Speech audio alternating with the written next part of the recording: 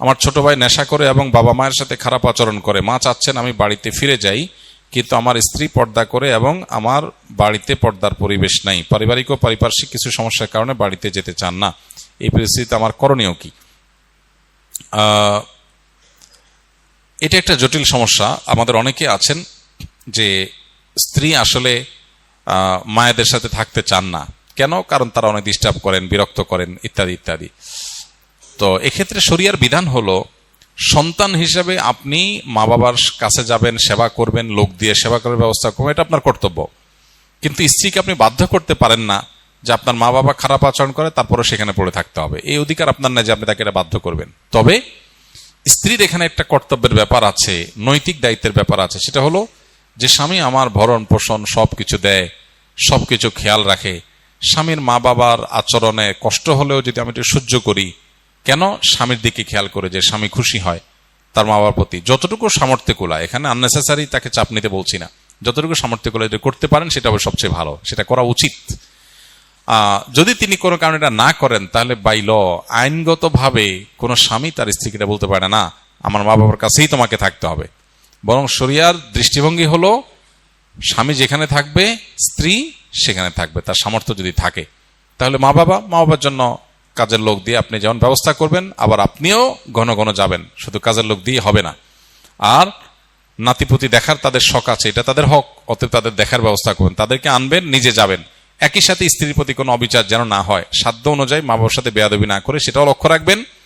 আবার স্ত্রীকেও বোঝানোর চেষ্টা করবেন, মা বাবার হয়ে ওজোর খাই করার চেষ্টা করবেন। এখানে আসলে ওই যে পাটার পুতার ঘষাঘষিতে মরিচের যে অবস্থা হয়, অনেকটা সে অবস্থা হয় আর কি।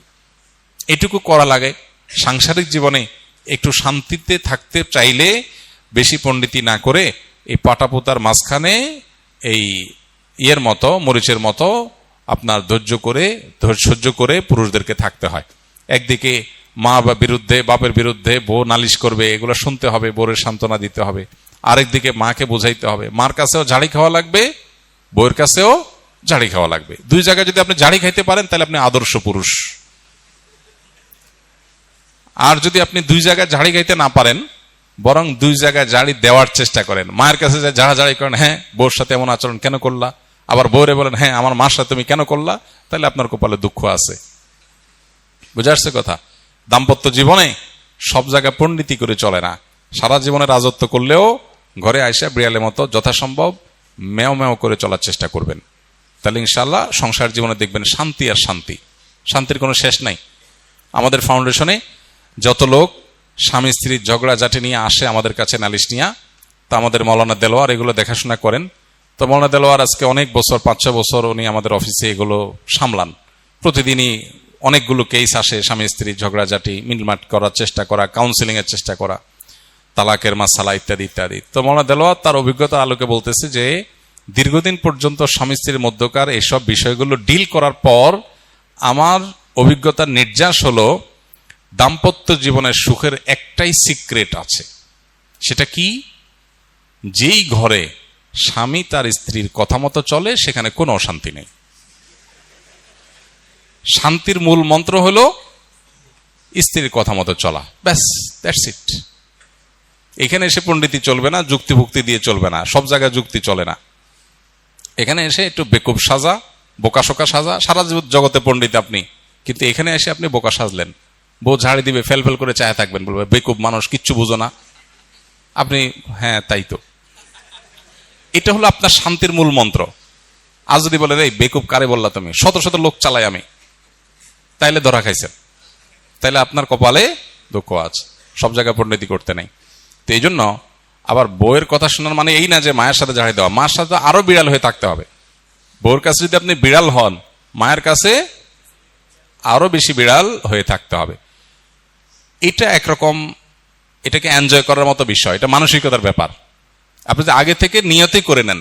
যেমন আমি বিয়ে পড়লে সাধারণত নতুন জামাইকে বলি, ওসিয়ত করি, বাবা বিয়ে হয়েছে আজকে নতুন, আজকে নিয়ত করে নাও যে বউয়ের হাতে বাকি জীবনের জন্য বায়াত নিলাম।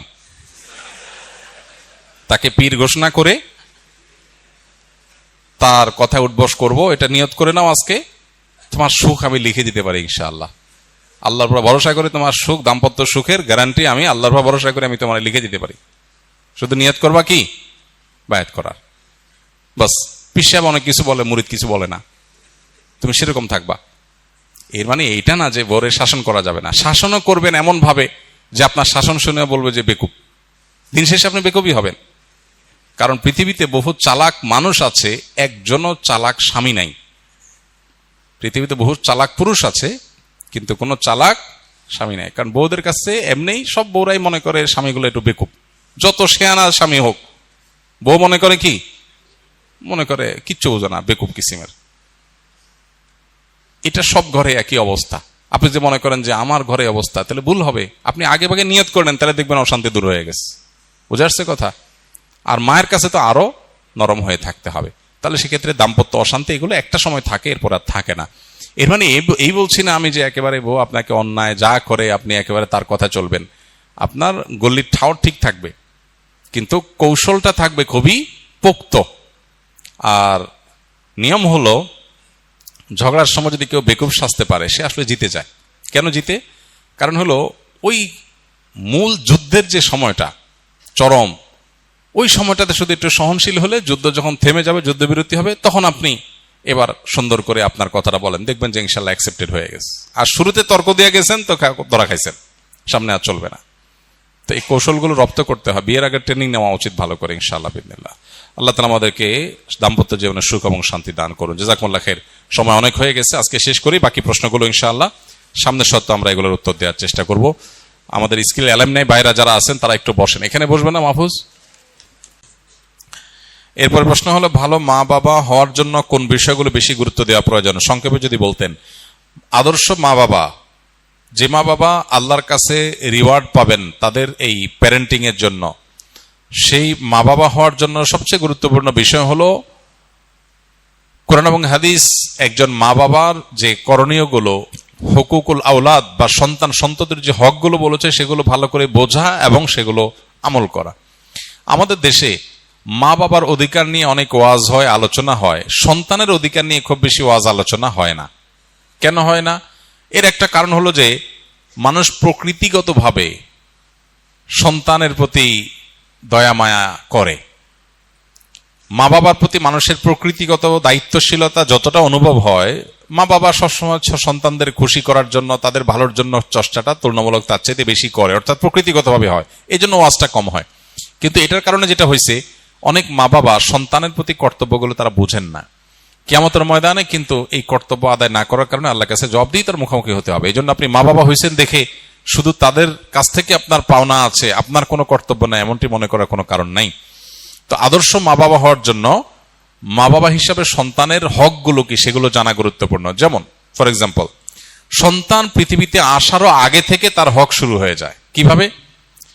আপনি অবিবাহিত, আপনি বিয়ে করবেন, তাহলে আপনি একজন দিনদার জীবন সঙ্গিনী খুঁজবেন। কেন?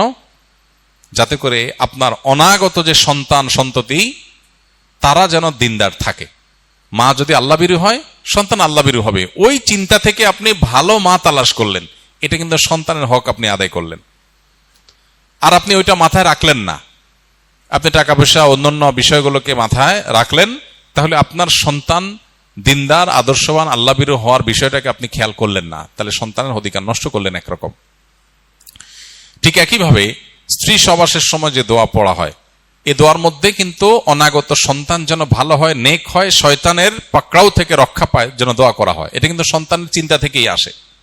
সন্তান জন্ম নেওয়ার পর তার জন্য ডান কানে আজান, বাম কানে ইকামতের যে আমল মুস্তাহাব আছে, এর পাশাপাশি তার জন্য যে দোয়া আছে, ওয়াইজুকা বিকালিমাতিল্লাহি তাম্মা মিন শাররি কুল্লি শাইতানিন ওয়া হাম্মিন কুল্লি আইনিল লাম্মা, শয়তান থেকে পানা চাওয়ার দোয়া। সন্তানের অধিকার, তাকে ভালো রাখার চেষ্টা, সন্তানের জন্য একটা সুন্দর অর্থবহ নাম নির্বাচন করা, এটাও তাকে ভালো মানুষ হওয়ার প্রত্যাশা থেকে রাখা। সেই সাথে সন্তানকে শুরুতে দিন দেওয়া, আল্লাহর সাথে পরিচয় করানো, আখিরাত মুখী করা, তার মধ্যে ঈমান বিল্ড করা, তৈরি করা, এর পাশাপাশি তার ভরণ পোষণ আদার সব বিষয় দেখা। আমরা সন্তানের অধিকার বলতে বুঝি তাদের শার্ট প্যান্ট দেওয়া, তাদের ভরণ পোষণ দেওয়া, এটা তো তাদের অধিকার বটেই। এটার বাইরে আরো অনেক কর্তব্য আছে। এর মধ্যে একটা গুরুত্বপূর্ণ বিষয় হলো সন্তানদের মধ্যে ইনসাফ করা, বৈষম্য না করা। যখন কিছু দিবেন, সবাইকে সমান হারে দিবেন। তো সন্তানের প্রতি এই সমস্ত কর্তব্যগুলো যদি আপনি জানেন এবং কর্তব্য সচেতন হন, ইনশাআল্লাহ আপনি আল্লাহর খাতায় আল্লাহ রসুলের দৃষ্টিতে আপনি আদর্শ বাবা এবং মা হতে পারবেন। আল্লাহ আমাদেরকে তৌফিক দান করুন।